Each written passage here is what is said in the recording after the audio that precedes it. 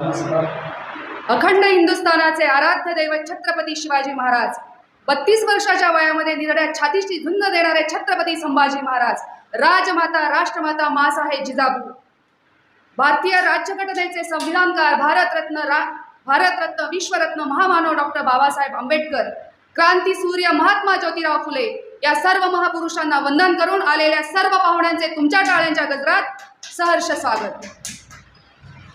आदरणीय व्यासपीठावरील मान्यवर आणि इथे समोर बसलेले माझे बंधू आणि भगिनींनो, आमचे आदरणीय वंदनीय गुरुवर्य श्री कंसे पाटील सर यांनी भाषणाचा सुंदर विषय दिलेला आहे.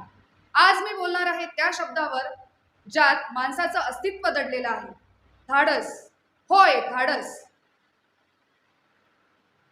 धाडस हा शब्द म्हटलं की सुवर्ण अक्षरांनी अजरामर झालेला छत्रपती शिवरायांचा इतिहास आपल्या नजरेसमोर आल्याशिवाय राहणार नाही. अवघ्या 15 वर्षाचा तरुण हिंदवी स्वराज्याचं स्वप्न पाहतो. आजूबाजूला बलाढ्य असं मुघल साम्राज्य, आदिलशाही निजामशाहीचा दबदबा, पण नजरेत एकच स्वप्न होतं, स्वराज्य. महाराजांनी अनेक किल्ले जिंकले, अनेक किल्ल्यांवरती चढाया केल्या. चढाया इतक्या सहज सोप्या नव्हत्या. अशक्य ही शक्य करतात त्यालाच धाडस म्हणतात, आणि धाडसाचं दुसरं नाव म्हणजे छत्रपती शिवाजी महाराज. अफझल खानासारख्या बलाढ्य शत्रू समोर तलवारीनं नाही तर बुद्धी, चातुर्य, आत्मविश्वास आणि धाडसानं युद्ध जिंकलं. छत्रपती शिवाजी महाराजांनी रायगड उभारला. महाराष्ट्राच्या शौर्याचं आणि पराक्रमाचं प्रतीक म्हणजे रायगड किल्ला. रायगड हा गड नसून तर एक मराठ्यांचा आत्मविश्वास आहे. छत्रपती शिवाजी महाराज हे जर धाडसाचे जनक असतील तर छत्रपती संभाजीराजे हे धाडसाचं मूर्तिमंत उदाहरण आहे, ज्यांनी मृत्यूच्या दारात उभं राहून स्वाभिमान, आपला धर्म आणि आपल्या मातृभूमीचा सन्मान राखला. छत्रपती संभाजी महाराजांचं आयुष्य म्हणजे धगधगती ज्वाला, ज्यात अत्याचार,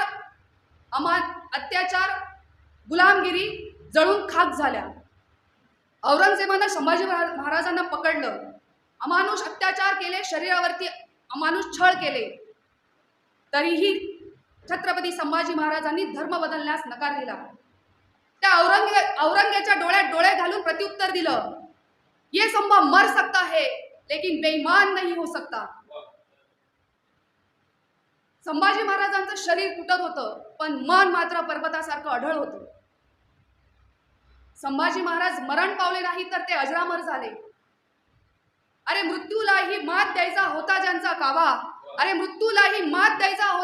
कावा, निधड्या छातीचा एकमेव छावा.